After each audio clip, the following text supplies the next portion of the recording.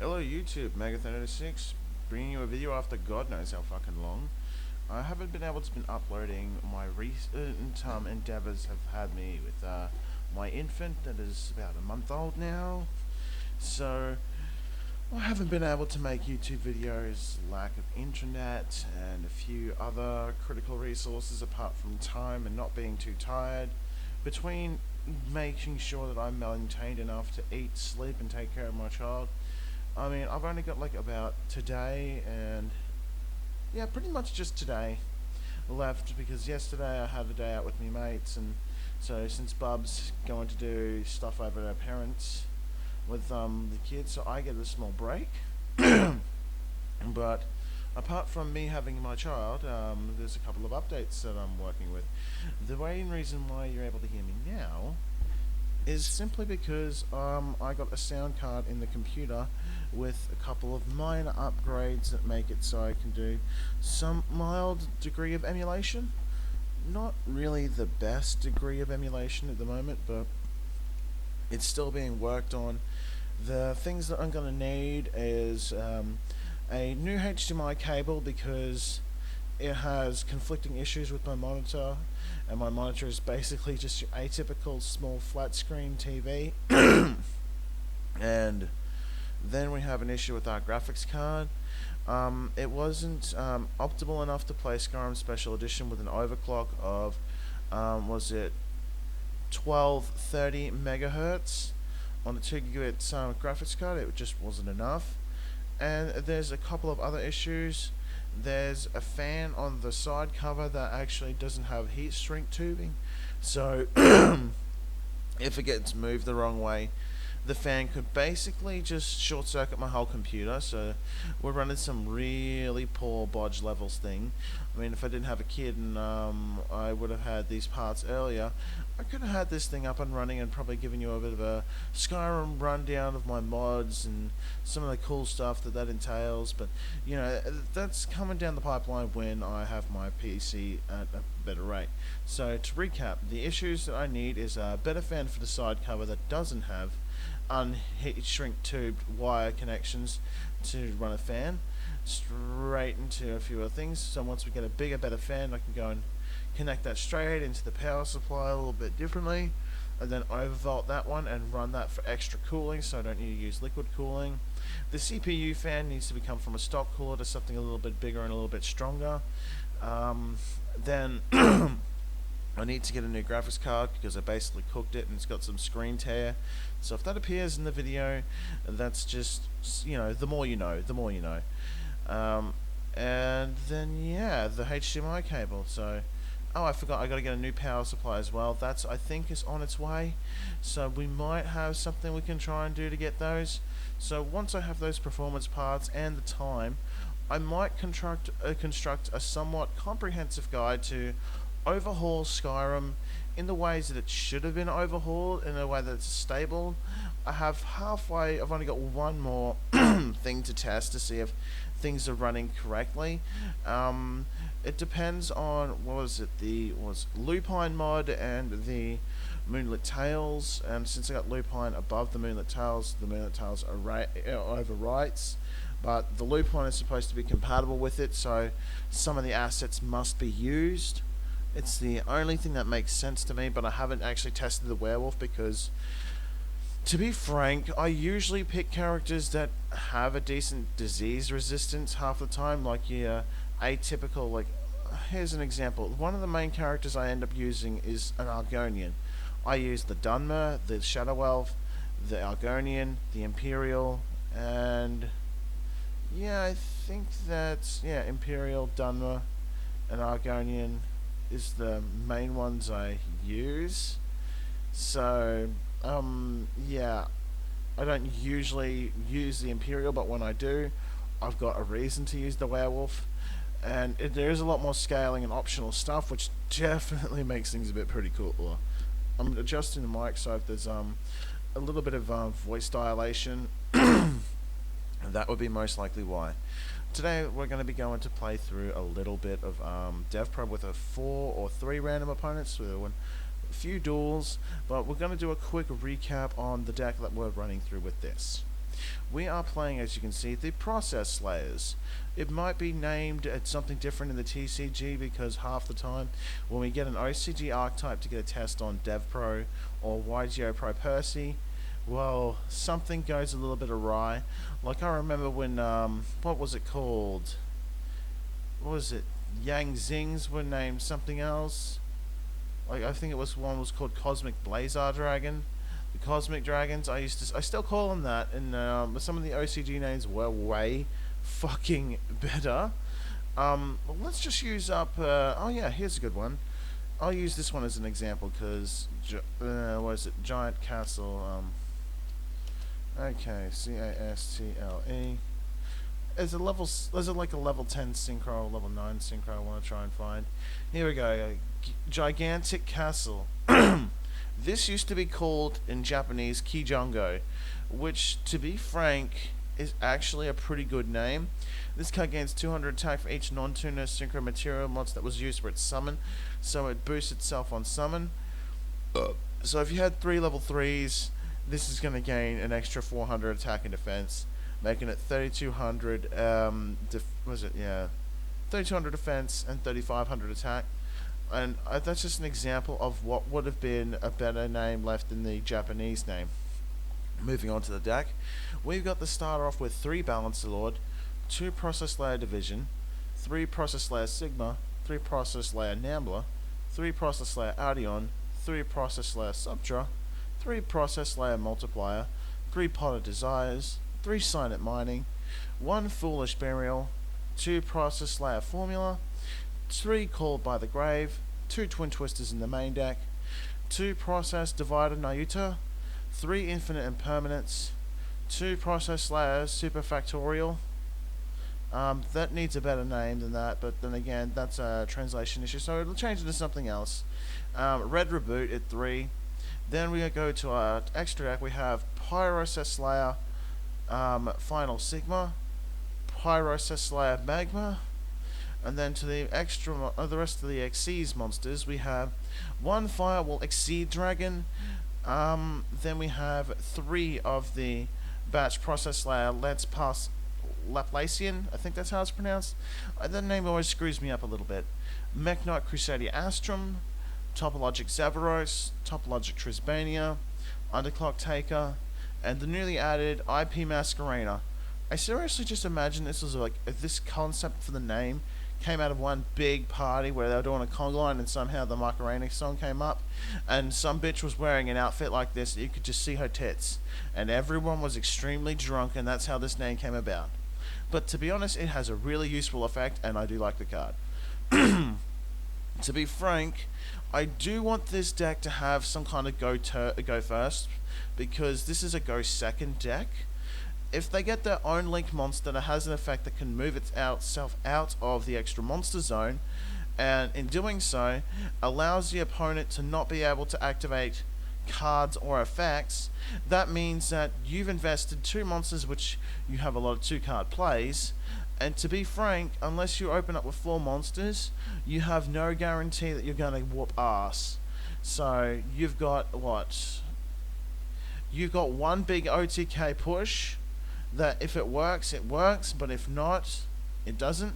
So in this scenario, they would usually, I don't know. This is my idea for an effect that they can add to really sort of complement the Balancer Lord. The Balancer Lord gets an extra normal summon, and he's a level 4, and he also has the same effect when he's banished in the graveyard.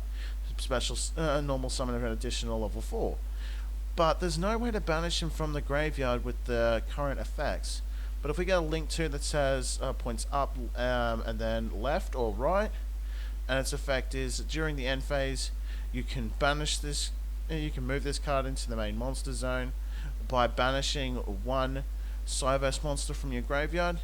Your opponent cannot activate any cards or effects until the end of their next turn, and if that activates during the end phase, that stops the opponent from doing something. And if that has like the same measly attack number as IP Masquerade, like let's say, I don't know, give it 1000 attack, and then it also has another effect that if you special summon a Process Slayer monster from your hand, graveyard, or extra deck, you can special summon it from the graveyard to the field, and then at that point, when it leaves the field, banish it, allowing you to fuel up for something like Magnadia, Crusading Astrum, Topologic Zevros, or Trisbania, allowing you to clear monsters, fields, back rows, and all different kinds of things, so giving you a little bit more options.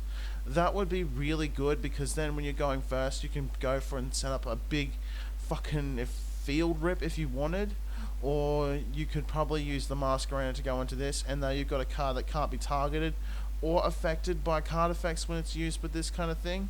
If they had their own sort of stall card for just 2 monsters, or even just 1 monster, considering it's only going to have 1,000 attack, and its effect is very limited specific and it has to be made with Cyverse monsters, I mean, that would kind of add a little extra stall.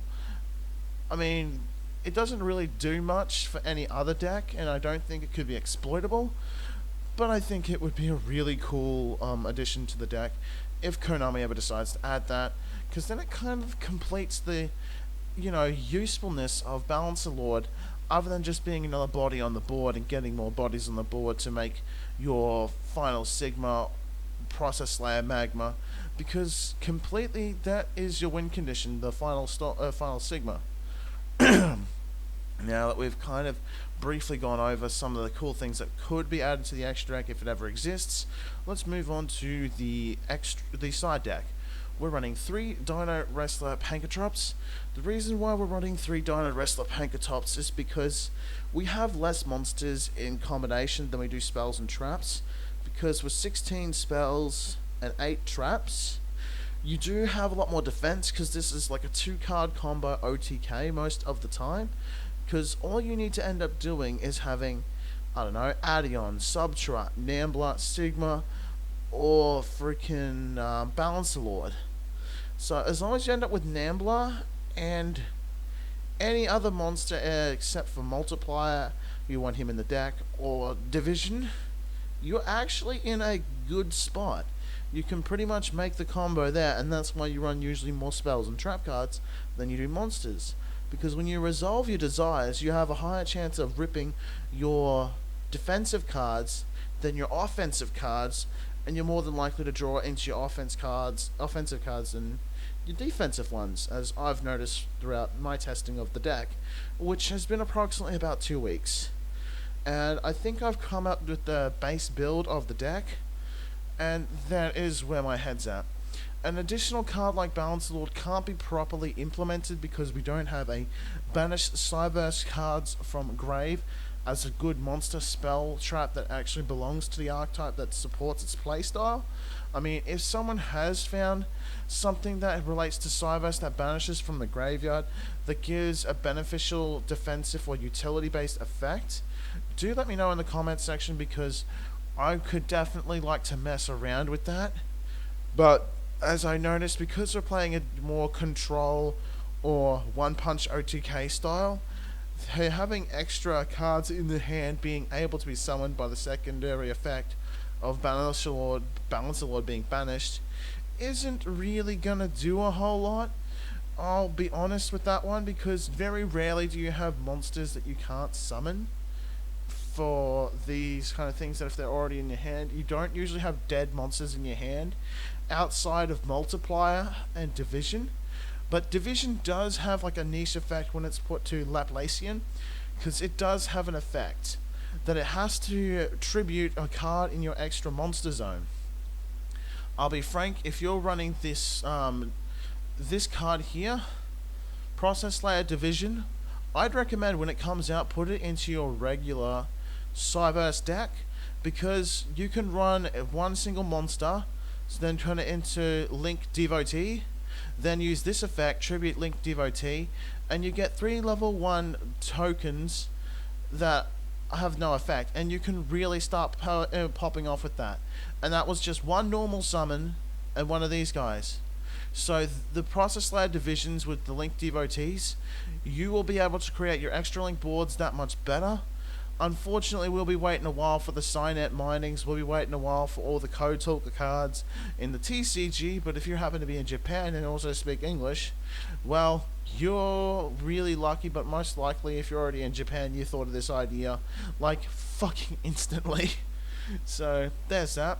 Moving on to one of the other cards that is in the deck. With the Super Factorio, I didn't mention we'd come back to this card, because this seems a bit unstandard. This card is basically a quick play spell card that allows you to exceed or synchro summon with 3 cards, so you can get extra effects. So let's say you're, I don't know, you want to block an attack, right? And it's really a powerful attack. You can use this card to then put the Nambler, the Addion, and on top of that, the Division. So what this actually does, well, sorry, not Addion, yeah, you'd have to use something like that, so my mistake, I'll rephrase that. If you had Multiplier, Addion, and yeah, Multiplier, Addion, or either Addion or Division for this from the graveyard, depending, but it's more likely going to be Addion or Subtra. And then I have a Sigma or Nambler. What you prefer to use similar than this, because this goes back to the deck. You don't really want to have this back in the deck, but you kind of want to have the lower 3, the Addion, Subtra, and Multipliers in your deck, because you want to top deck the Addion and Subtra. And what this will allow you to create is, now that you've gotten a beast that has 6,000 attack, it's unaffected by everything, and you've probably reduced your opponent's monster's attack by 1,000. If you'd done this during the battle phase, and you had some cheese card or some, I don't know if there's a phase manipulation to force them into attack, because when you summon a monster during a battle phase, considering it's a trap card, it can activate multiple different times. I haven't found a way of special summoning and forcing someone to attack into it, but you know, it's kind of there. But the biggest problem is this actually, when the cards are made use as material, you can actually shuffle them back into the deck. So that's why you want to think of what you want to put back in your deck when you make this. And since you can only use the ProcessSlayers or ProcessSlayers, the reason why Process is because some of the starting parts of the name are a little bit different, like in the Synchros, for example. But that's the main reason why you have this trap card. It brings back your Synchros to block an attack. Or if you want to control the game and you have a backup play and you actually only need to block a small amount of damage, Laplacian is a really good card, because you can send a random card from their hand to the grave, send a monster that they can control, and a spell and trap card as a quick effect, all in one go on the opponent's turn, which is the main reason why we have Super Factorial. But if it turns out that that's not good in the matchup, we can move on to the side deck. So we've mentioned the Prankotrops already, because it's a pot 1.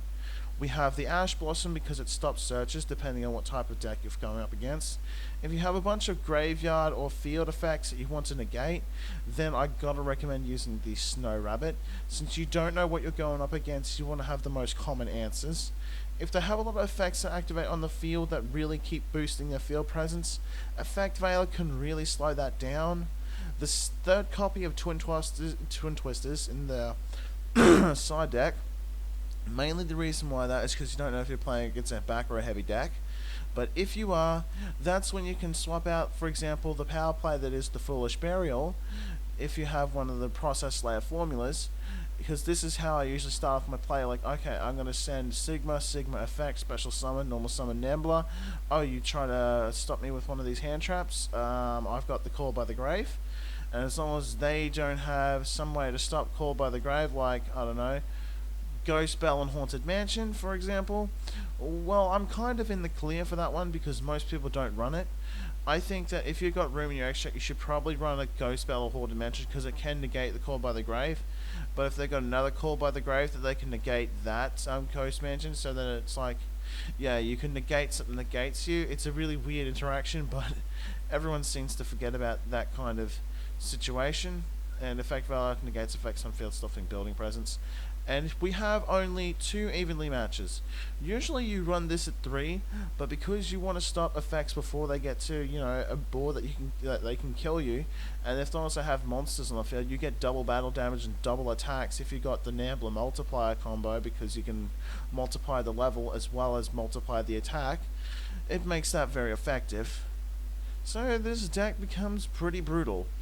But that's why we're only running the 2 evenly matched, because usually we have fuck all on the field. And if you're not worrying about recursion, because this has to be set and not blown up, to be frank, you can easily just use the struggling battle, swap it out. So that's why we have these 3 cards here. And the Balancer Lord is basically just at 3 to just remind us, hey, we can put any of these hand traps to give us a slightly better matchup against whatever we're playing against. So, with all that being said, let's go into a quick random match that'll actually allow us. We're not going to be doing, oh, dang it. Okay, I didn't get in. I really wish that Percy had a quick join function. Alright, okay. I'm going to adjust the volume a little bit on, because I don't know if the microphone is correct, but, you know, I'm going to adjust it a little bit. As I mentioned, this is a go second deck. Okay, so it's defaulted to 60. Okay.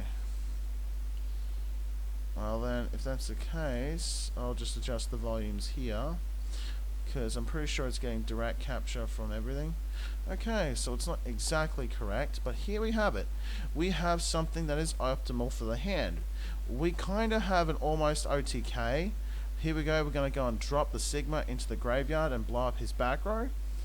And this is what he's going to trigger something, because it's most likely a set trap card that he can respond with.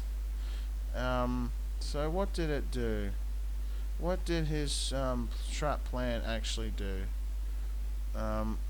Sorry for the not doing much. I just want to have my volume at an acceptable level, and everything being at 60 sounds about correct. But I'm slowly getting a little bit over that quota. So if that happens while I'm taking time, because I haven't done my audio tests, freaking reductions and stuff like that. Alright, okay, so this is where the Balancer Lord, oh, he just surrendered. Okay, we're not going to count that much, because I guess he got tired and he realized, hold on, he's probably playing a combo deck and I don't want to play against a combo deck. Well, no, I was really just taking my time, but I think as soon as he would have saw me playing ProcessSlayers, he would have probably quit out anyway. Because this is like a bit of a cheese kind of deck, because you can just sneak out victories. And that's why I think it's pretty good. So, yeah, road competitive, no Ash Blossom. Well, you can't have road competitive without having Ash Blossoms and all those other cards. That's just unheard of. Alright, so we're going to hit second because, okay, this is a less optimal hand, because one of the biggest problems that we have in this hand is we don't have Nambler.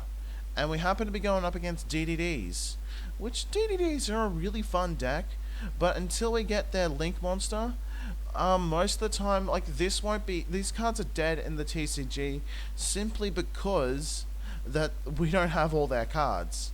Once we do from the OCG, this deck would become extremely popular. I can say that without the slightest bit of doubt in my mind. But, wait, is this guy going for an Orcus DDDs? Orcus DDD, wow. You've used a lot of resources. Oh, he really wanted to go hard with the Orcus engine. He's even running the Destiny Hero Malicious. Oh. I'll admit that that's pretty good. The question is, does he have the other one? Because he doesn't have 3, so there's like 0 chance that he can loop this. I don't know why it's semi-limited, so you're going to use it once. I get it, it's a good extender, but I wouldn't want to try to put it into everything, because you're reliant on either hard sending it to the graveyard or hard drawing one and sending it to the graveyard, and I don't think that's really good, because if you draw both of them, how do you put one back in the deck to use it again? That's my issue with it, so I don't think... I understand why, because the Goki Warrior thing, it was mainly because of the Goki Warrior hand loop that card got semi-limited. It was semi-limited before, back in the Teledad era, but nowadays I think the Teledad has basically been power crept. Same thing with the other option, with the Warrior Gokis. We really don't have a lot of powerful Warrior synchros that we can actually... or Link monsters, or any kind of monsters that we can actually utilize. So, I mean, I thought of running certain tuners in a Goki deck, but really, you don't get anywhere with it. You can get a couple of cool utility cards, but to it really doesn't help your strategy. And now that they don't have a good link for that they can really go into outside of, I would guess, Mekk-Knight Crusader Astrum, making it with Masquerena. So you can probably go Masquerena and just make any other generic Link 2 monster. Could be Jet Ogre, and as long as you can get another Goki up the monster on the field, blow it up. Bam, now go into the other card. Perhaps, I don't know, does Quest Cobra need another Goki monster to actually, you know, get a power boost? I'm not certain. I knew I was only going to do 3 games, but it doesn't seem like even anyone wants to actually join. So we're just going to go set this a best 2 out of 3 match, so we can actually use our side deck. Okay.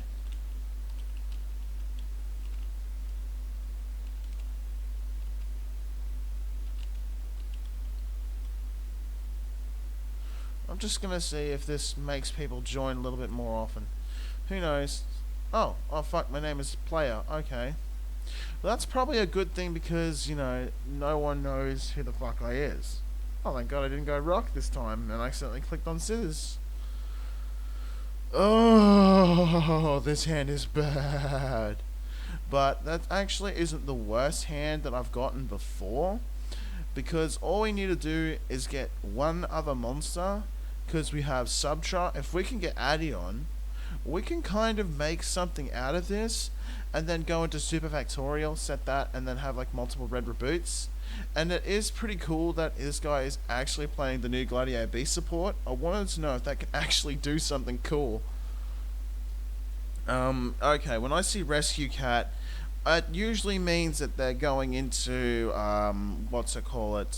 the Naturia Barkion or the Naturia...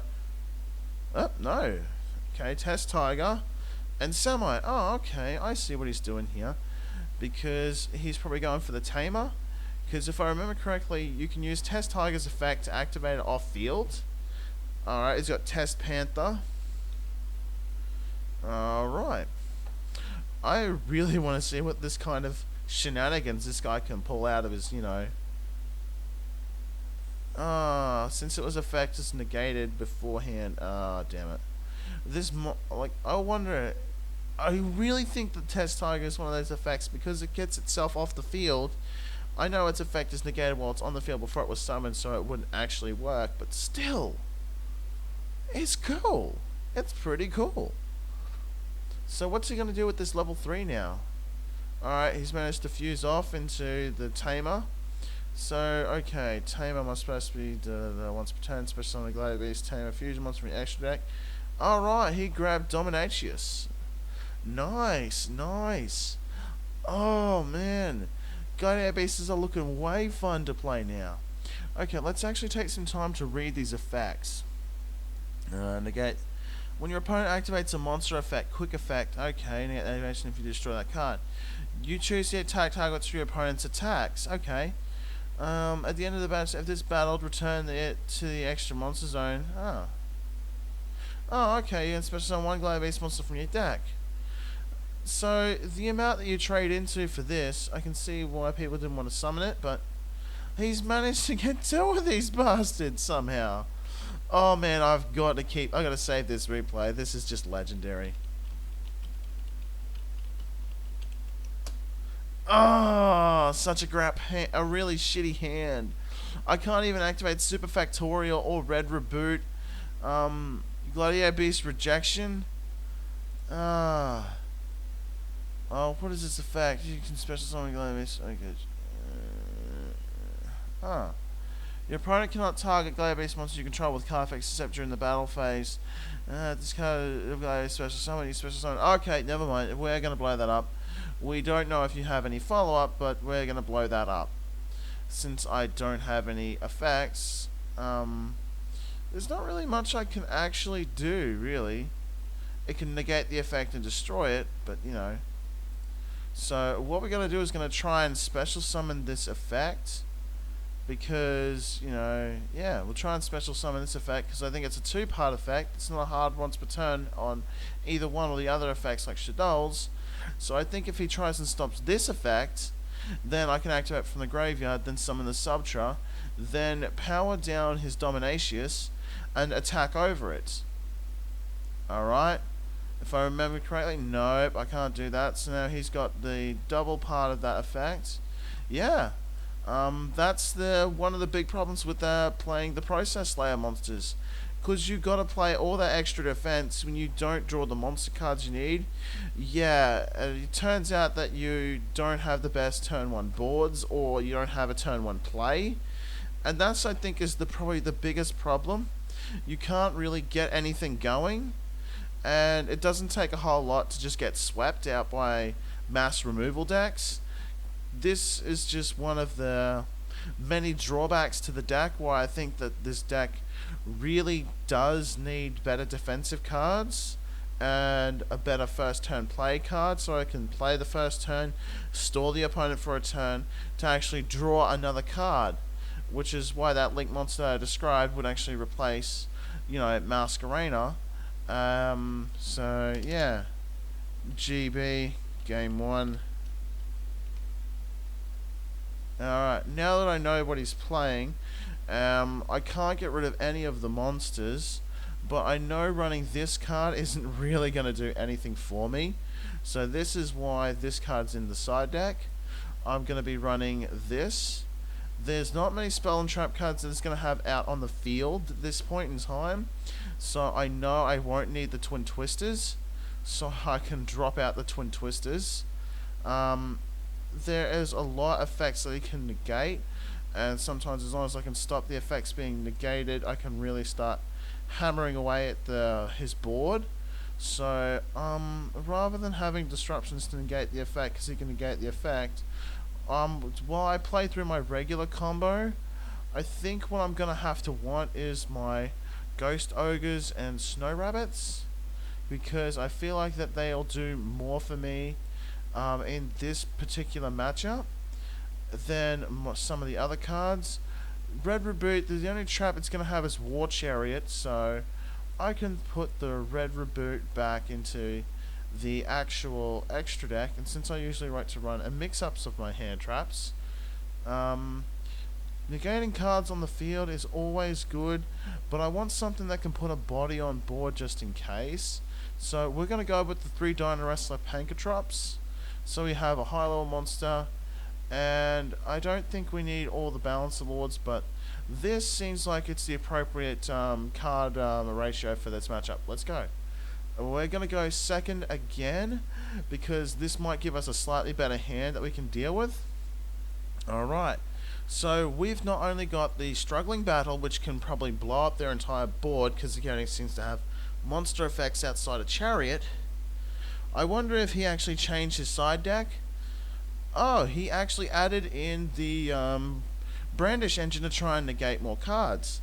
This is actually pretty fucking good. Because as far as I know, the deck that he's playing, that is Gladiator Beasts, they don't really have a lot of extra X space used. They always have some empty. So I'm wondering if he's using the Kagari into the wind one. I forget what that one's called, because I doubt I think he'd be wanting the 3 base elements, one of each, because this way he can bring back the card that has a little bit of power to it. But unless he's going from here until Link 2, like Riplodocus, to do some kind of combo here, I mean, it would make some sense, but we'll have to wait and see what it does. But I would probably be trying to go into a Link 2. There is generic Link 2s like Land for Linkus, but I don't know, can he use his Kagari in the sense of making a Test Panther? Because I don't know how generic the Test Panther is. Nope, straight into So You Just Gold Red. I completely forgot he has that. So he had 3 different monster names, so that was the point of that. Well, that actually definitely helps his case. We're going first. I mean, I thought of having this card in the deck, but because it's not Cyberse, I kind of can't run it effectively. Because the moment I start progressing my combo with the ProcessSlayers, well, you can guess how that kind of worked out. Pretty much not good. So it all depends on what kind of cards this guy can get out on this turn. If he manages to get out enough cards to make the Tamer, then summon Daedalus, he's at least got one disruption. Because this is something that Gladiator Beasts never really had. They had no disruption and no power plays. But thanks to Test Panther and their new fusion monster that requires so much, if you summon it out of the Tamer, sure, you can probably, if it dies, get Gladiator Beast Augustus, the new purple beak-looking monstrosity. Well, it's not really new, but it was when the Tamer came out.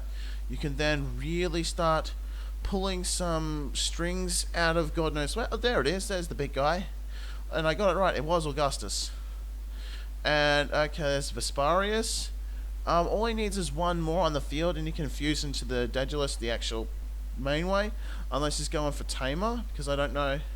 Oh, Tamer can be made with just 2 Gladiator Beasts. It doesn't require anything specific, by the looks of it. Yep, 2 level 5 or higher Gladiator Beasts. So he managed to go for that, and then Dominatius. So he's now got a very strong combination there. What's this card as a fact?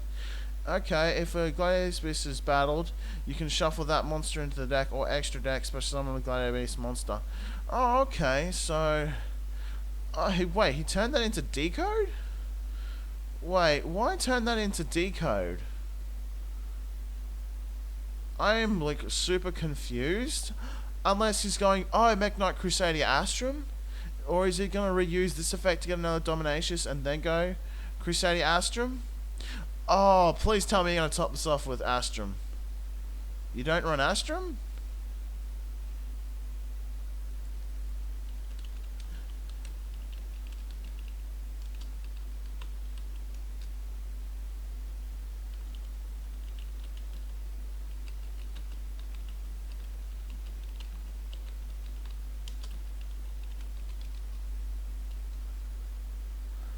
Well, he doesn't have much of a negation for anything outside of targeting. And my deck doesn't do anything outside the battle phase. So, and it does start with monster effect negation, but he doesn't have trap negation. So we're going to go to pitch our our Sigma, get the Nambler. And then we're going to go straight into battle phase. Since we control absolutely but fuck nothing, we can then go from battle phase, then activate from our hand the struggling battle, and he's going to have to get rid of some cards off his field. I don't know if it counts the cards in my hand. Oh, no, it counts the cards on the fields. Fantastic. Now, this card, if this card is battled, return to the extra deck, and let's return if monster effect, quick effect, negate activation. Oh, okay, so you can negate the effect, but it keeps that off the board and gets rid of the problem card. Alright, I can get behind this, like, really easily. So, yeah. I'm gonna just do that, because it means even if this guy negates this card, but it is a quick effect, so, yeah, I can bring this out of the graveyard, tribute any other ProcessSlayers monster. Huh. Yeah. This just sets me up to go and make a quick effect Laplacian, and whatever he happens to draw, put on the board, can be stopped. So I'm just going to go for the Laplacian play with the Sigma. So Sigma effect, special summon the Subtra. Since I don't have the battle phase anymore, that's the best move. So he can't negate anything anymore. He gets a permanent power down. Okay, so I want to go into a permanent power up with this kind of combination. Well, make it 2 attacks. This each battle phase this turn. Okay, so I'm just going to go and tribute Subtra, because we don't want to lose this card. So even though we've got 2 tuners, part of Sigma's effect, it doesn't care what it turns into. So since we're going to be bumping it off the board, let's get, not multiplier, actually multiplier doubles its attack. Does it double its attack until the end of this turn? Alright, okay. This gains 1,000 at the end of this turn. Well, we want to save our multiplier as much as possible because we're going to do something disgusting. So instead of attacking, we're going to make our Laplacian. So 1, 2, 3. Since no one considers on the field, when I detach all the things, because yes, I want to use its effect. I want to detach 1 to 2 cards. Apparently, all right, okay. So we're going to put Sigma into the graveyard, and then we want to put Addion into the graveyard. I think, yeah, Addion in that. Just put 1 card in the opponent controls into the graveyard. 1 card the opponent controls in the hand. So do both in that order. And there goes part of his board. And main phase 2, if this gets sent from the field, I get to return 1 of the other cards. And we got Sigma, so we can get a backup play going. And there we go. So we're now down to top deck wars. Though, I could probably make whatever he summons fuck off. So, I'm in a better position than he is at the moment. But I don't really want to waste precious resources at the moment. Because, yeah, I'm just going to go with Divided Nayuta. I'll see if that actually lets me send something for its effect. No, I have to be battling a monster. Well, that's alright. I don't need to... I want to keep this in my hand just in case. Because if he does something, I do have that. That's at 3 materials. So, because he didn't have a spell and trap card, I've got that one. So, as long as I got 1 of these left, I can go and hit 1 of those. Alright, okay, that's cool. Oh, he snatch stole it, but negating its effect. You know what? Hey, I'm cool with this because... Ah, Test Panther! Ah, now I get Divided Nayuta effect. Let me just get my Nabla back. This is exactly why I had this still. Ah, this might actually be really interesting. Because what can he do out of 1 Test Panther with... Okay, so there's the comeback. Special Gladiator Beast from his hand or grave with a different type than one I control. So he's got the Beast. So that means he can get the Sea Serpent Fusion for negation. Wait, oh, he's going to go Gladiator Beast Darius. Oh, okay, then shuffle it back. Okay, what? Come on, guy. What are you trying to do? You had seemed like you would probably win the duel because just get coming out from your... Oh. Okay, I think he made a misplay, but I think he thought oh yeah, now I got it, because he summoned Dominacious not the original way and he summoned it through Tamer.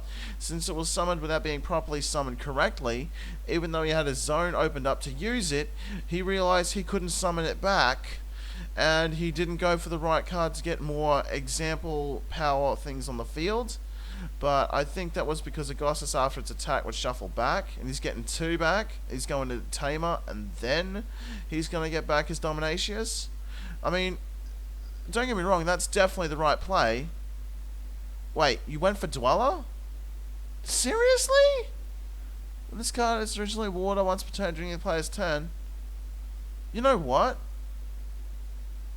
Let's check my graveyard. Is there any graveyard effects that I actually... Okay, my main monster's effects resolves on graveyard effects. So what I'm going to do while I control nothing is impermanence your Abyss Dweller. So that way my effects don't get cancelled. I'm going to start by activating the Subtra effect. Since this effect is negated and I don't really want it on the board for too long, but their monster was 0, definitely is way more attractive as a condition. So we're going to go and pop your monster down to 0. We have the Sigma still on the hand, out in the field, doing whatever Sigma does. But in this situation, since we're going straight into the multiplier, and we're not going straight into just removing cards on the field, we're going for that one-punch OTK I was talking about in the build. We're going to go and get rid of our Subtra off the board. And we're going to get the multiplier out of the deck. Since he doesn't have any more responses left, we're going to use the effect of multiplier. We're going to multiply the multiplier. So we're going to multiply by multiply. And then we're going to go into final Sigma. And this will allow us to have 2 attacks plus double the base battle damage. and we can get both of these effects. So since Dwell was negated, he happened to activate after I drew a card, which is hilarious. So I happened to top deck the right card, and he knew it was game over. So, game 2, and what was that? Glad Beast Slayers. Just don't want to make him wait too long. So far, this has been the appropriate way to resolve the victories. I can see why I would usually want to run the multiple struggling battles. I might consider throwing out the third effect valor for another struggling battle, because I see myself wanting to use that a little bit more than the Foolish Burial in this matchup. And now that I've had that little quick realization, and us guys didn't get to see the one punch FTK, but now he knows that my deck build relies around a one punch FTK, this is actually what I'm going to do instead. I want to build up my resources on the field, and since there's one card that has a graveyard effect that can be really fantastic, what I'm going to do is I'm going to hold off on this. Even though I got a card that can't be killed, I got no way of power boosting it outside of its own attack, outside the own turn. And I've got enough ways to probably bait out his negations. I've got the effect of Balancer Lord, I've got the Nambler, I've got I've got the Desires. The question is, do I survive the turn, considering he has to go second? That is the biggest question. But this is when the risk-reward system of Desires comes into place. And here we go, we've got Nayuta. Can this, what is this? If the equipped monster battles an opponent's monster. Oh, so it's like Glad Beast, so it doesn't give a fuck. That's perfect. So that means I can basically make my, yeah, we're doing that play. So we're gonna go keep the Subtra in our hand, right? So let's activate the Sigma, since I really don't care what happens to the Sigma. And we want to try and bait out effect negation, but at the same time we don't really have a whole lot of options. But at the same time we can also use other effects to resolve. Now this is where we go for multiplier, because we want to have the card that's unaffected by everything and then boost up by ProcessSlayer, because it's unaffected, it has to go into the battle phase to run over it, and it's just not going to do good enough if they can't stop this effect. And clearly they couldn't stop this effect, so this is what makes this deck really hard to kill. Even if that you don't get the power boost for very long, it's for that turn, for that one punch, while it is in the extra monster zone, it is untargetable, unaffected by your opponent's card effects, no matter what the situation actually is. So you don't want to have it in the exact same column as much as possible, because we want to play around the impermanence, just in case. So I want to put this like this, and just in case he has been running the fucking Mech Knights. So with this equipped, I can then send Divider, making it 4,500, stronger than his Dominacious in any battle, and I'm still unaffected by things, and I double the battle damage, and I can attack twice. No, I can't attack twice this turn, it's only just once. It was the Nambler that let me attack twice. Alright, this seems like a good way to end the turn, because he forced me to go first. So that's why I like the Divine ProcessSlayer Divider Natuya, because this card literally brings back the Nabla to continue the plays. So when I see a key effect being activated, like, I don't know, fucking, here's an example, the Test Panther. I mean, unless this guy's got a way of preventing this card from dying in a quick play format, I'm just going to let him actually take the damage. He's going to increase his damage, like, a lot. But if I drop a card to power up, like, let's say, do we have, okay, it has to be a certain power level. So let's not drop Adion. Do we have Subtras? Yeah, let's drop the other Subtra. Boom. Yeah, increase the power.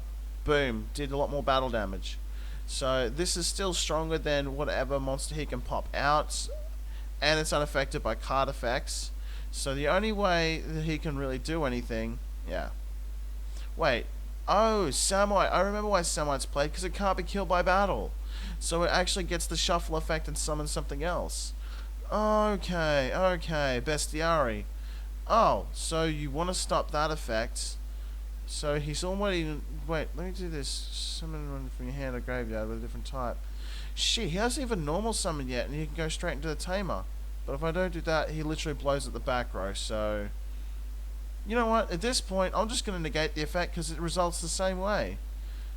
But this just means that since he put it in that monster zone, that spell and trap card zone isn't blocked off, it doesn't really do anything. So he's still going to get the effect that he wants. But that still means that I'm not in a bad position either. Very wise move, friend. Very wise move. But if you have Test Panther or not a monster that's above 2500 on your next turn, you don't manage to get rid of Final Sigma, you're not in the best situation, buddy. If I top deck Adion, you're fucked. Which, that's the best part about why I gladly attacked the Samite, because I was able to increase the power enough to make it really effective.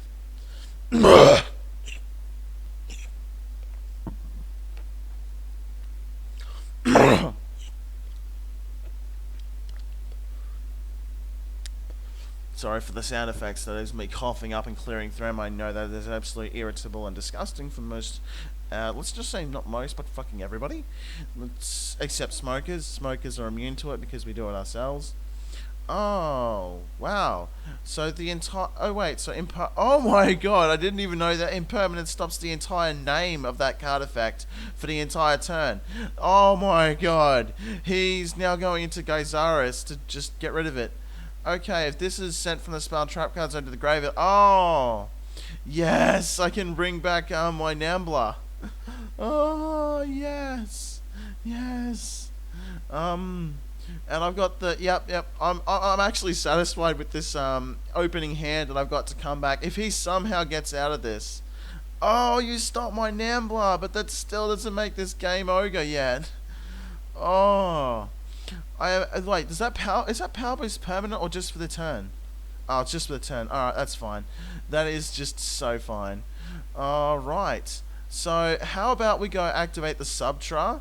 Because if my card's unaffected, so unless you can stop this effect, it's kind of game over. Come on. Oh. Oh, damn. Oh, that's a saucy one there. Nice. That is nice. Oh, super pleased with that response. That is just... Mwah. That is phenomenally great. But that's still not going to stop my battle damage, so let's just go and start with Balance Lord. We're going to normal summon the Subtra anyway, just to get an extra body on board, to get the extra damage. So we're not going to put it in the same field as that. So now that we have power hitting availability, I can't drop the damage to make it game, but what I can do is, let's see, is it enough damage if I hit over that? So 6, 12, then 9, what is it, 8, 20, 22, you know what, I think it's just enough damage if Sigma hits into the Test Panther. So let's hit the Test Panther and see what happens. If that's not how it goes, then... Oh! Yes! My math was correct! He quit! Yes! Game 3. Game 3, ProcessSlayers. That actually went to 3 games. I gotta admit, I am actually pleased with this result so far. And I've now figured out that... fuck Effect Veiler, and we need to have more evenly matched, because that match was perfect. It was absolutely perfect. It had everything that you could possibly have wanted out of that match. Though I can definitely say that Super Factorial has never been activated in any of the times that I've ran the card, so I'm considering just swapping it out for the Struggling Battle, because it can actually hold some advantage that way. I can definitely say that my monster count is a little bit low, and the Foolish Barrel has came into play at least a couple of times, and when Twin Twisters doesn't matter, yeah, this is like really a good deck list for you to just sort of net deck. So, without that much, you know what? Let's just try and showcase one of the other inconsistencies with this deck. We'll do one single match now. We're doing that. Oh, my name is not player. This is the same as my YouTube name, so, but it'll have a hash symbol somewhere. I don't know if it's the hash for the last name. I mean, you know, Google Plus is weird, so it should show up, hopefully. Now, I'm not going to be doing testing, not match.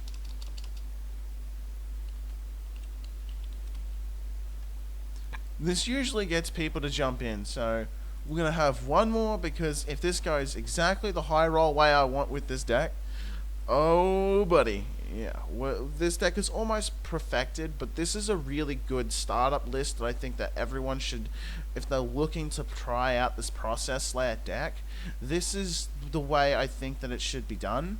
You should start with this list and make your own tweaks and see what inconsistencies it has for you, and depending on your matchups. So this deck works best in a matchup format than actually going anything else. So, oh, okay, I might be playing up against, what kind of deck am I playing against? I'm going to expect it to be, oh, Mystic, I was going to guess it was Mystic Mine, or, no, I don't have time for a match because I spent a lot of time explaining this video, and I've got a feeling I've been on this thing for at least about 40 minutes, going through a whole deck run. So, let's just go for a single. Let's see if I can get someone that actually joins in. So, well, I don't know what time we're at, so I'm going to go and check our recording stuff while I wait. Ooh, we're at nearly an hour, and we're at 1 gig size. Not bad at all. So, I'm going to pause this video until we've got a match that seems to stick. So, oh, never mind. We might have, okay, we have our Nameless Joe. So, hello, Joe. Good to see ya. Nameless Joe, thank you for joining the video. What have we got for you today? What have we got for each other today? How are we going to screw one another over in this game? Because apparently that's how this game works now. Yes, I think that is correct. It all depends on whether or not this guy's playing back row, but I've narrowed down a lot of the, you know, the good cards to, oh, here we go. Now I'm going to feel really stupid because I'm playing up against frogs, mermaids. I can understand the people that don't really want to have back row stuff because you never know if someone's just going to play a no back row deck, but you don't want to be fucked up by back row either. So that's why, like, match games are probably the best games to have, because you can adjust your deck on the fly. Most decks might not need that, but I feel like this is a very matchup dependent deck of what you actually run in it. But wait, this guy looks like it's playing mermaids, frogs. Please do not tell me you're trying to put the other water deck stuff like into it, like Marincess. If this, okay, it's still mermaids. Never mind, it's not mermaid Marincess. But maybe would that work? Mermaid Marincess? I know frog Marincess work with a couple of the Atlantean cards, but I don't know about all of it. And I know that this deck doesn't make good turn 1 boards. They're more of a break your board kind of deck and then beat you to death. I mean, this deck doesn't break boards, but it can. I mean, like, for example, you can run spear modes, you can run kaijus, but to be frank, you end up just getting a monster on your side of the field that does nothing unless you play Ra, which is another brick, and you can't get it out of your hand or the deck or the graveyard, so you can't prevent yourself from getting it, even with the Foolish Burial. So, okay, what this deck is missing from the hand right this very second is, I don't know, shit. It depends on what my next draw is. It's salvageable. But Foolish Burial is one of those cards you don't want to have unless you've got Nambler in your hand. If I top deck Nambler, and then I get the Subtra or the Adion, oh yes. And then if I can go through the combo and then Desires and get the Natuya, and still have something to banish, oh yeah, that's good. That's good stuff. So far we've gotten 1, 2, 3, 4. So, why are we going to go see a Soyuja Skuldred? Because I think Atlantean Prince has a graveyard effect. This card is sent to activate a water effect. Well, in that case, since you've got that... shit. This card is just sent to the graveyard, activate one monster effect. Okay. So in this case, you could get 2 resolutions effects if you were going second, but you don't know what your turn 1 play is. Wow. I think we're going to sit here and just wait for him to quit, because he doesn't have a turn 1 play. Because I stole the second out from underneath of him. And he didn't want to put nothing on the board. See, that's why I like ProcessSlayers, because even if you've got nothing to put on the board, at least you do have some kind of a turn 1 play, but it's not good. Alright. So he went for the Link to Mermail Ablislantia. Alright. So, I don't know why he used that one. So you can have Abyss-Gaios. Okay, Abyss-Gaios. There we go. Level 5 or higher monsters cannot attack. Bravo, bravo. It still doesn't affect my final Sigma, but bravo. And let's see, is this a quick effect that it has? Quick effect, send 1 card from your hand to the graveyard, add 1 memo monster from the deck. If this card in certain position is destroyed, you can type 1 monster to your graveyard special summon. Alright. So we ended up getting Multiplier into our hand, which isn't a bad card by any stretch of the imagination, because we can still pull off a kind of combo that doesn't really hurt the deck in any way, shape or form. But let's just try and see if we can bait something out for some kind of, let's see if he stops this, because if he does, he's not only an idiot, but a big idiot. Alright, so we want to send our Sigma, because we don't control anything in our extra deck zone. We can get a free special summon. This is where I want to sort of push out to see if he has a Call by the Grave. I want to try and flush it out. I know he's got at least 1 quick play spell card of negation and 1 trap card, which is why Red Reboot is definitely helpful, because he seems to have a control kind of build of Mermails, but he just didn't know. He might have had a lot more options than I was aware of in his extra deck. But we're going to try and push for that OTK. We won't get that double attack, but what we probably can double up on is the increased power of the card that I'm about to possibly activate. Because all I have to do is summon this, and it's got a double power up, and then we can get this out on the board and do something else. So we've got a couple of options. Since I don't really kind of give a shit right now, and we still have a search card, and we still have some negation, we want to try and proc off more stuff. So we're going to go and hit the desires. Let's see if he's got an Ash in his hand before I use a Signet Mining. Because if he's got, I want to try and really do well to bait out them negations. Because depending on what play he makes and what card we draw in the hand. Alright, I don't get at all what happens now at this point. Because we've got double Balancer Lord, and we got the formula. I'm going to pitch the Multiplier to get the Nambler out of the hand, so that way if he does have a stop for this, this would be the best time to use it. So we can probably get that 1 punch powerful OTK push, and we should see what happens. Impermanence. Oh, you're impermanencing that card to try and block the spell zone. But let's see, I've got the Multiplier there. Let's see. You know what? I have a normal summon, and I want to hold on to this. So, hey, go for it, buddy. Just go for it. Go ham. I don't really even give a shit. But that means this card is now treated as a tuner. Add the Multiplier. Yeah, that's fine. We can just go normal summon this card. Multiplier definitely will help the deck. So, this will be to boss out another negation. See what he tries to do, because by now he should probably be aware. Alright, he had a Moray of Greed in his hand, so he's now swapping that out for something else. Or was it during your opponent's sending someone card from your hand to the graveyard, add 1 Mermail? Alright, so that's the quick effect done. If this card's on his possession, you can send 1 war monster from your deck to the graveyard, then target 1 war monster in your graveyard, special summon it. Alright, I'm surprised. Okay. It's a continuous effect now. Okay, that's not a quick effect though, but that's alright. Alright, so now let's try and bait out more effect negation. Let's go and take some damage. Will he attempt to stop this? Negate all effects that are currently on the field. Again, forced out a negation. And there we go. Now we're going to activate the ProcessSlayer formula to bring back our multiplier, because he hasn't negated this effect, because I've already made him use it. And unless he's got another trap card, and if that is something, I can then stop it with red boot. Oh, I played it in the wrong zone. Oh, oh. I'm actually kind of sad because I fucked myself over there. I killed. Oh my god. I keep forgetting because it was actually set properly. Bravo, I fucked up. I keep forgetting. Columns matter now in Yu-Gi-Oh! I could have won this if it weren't for columns actually mattering. Oh well.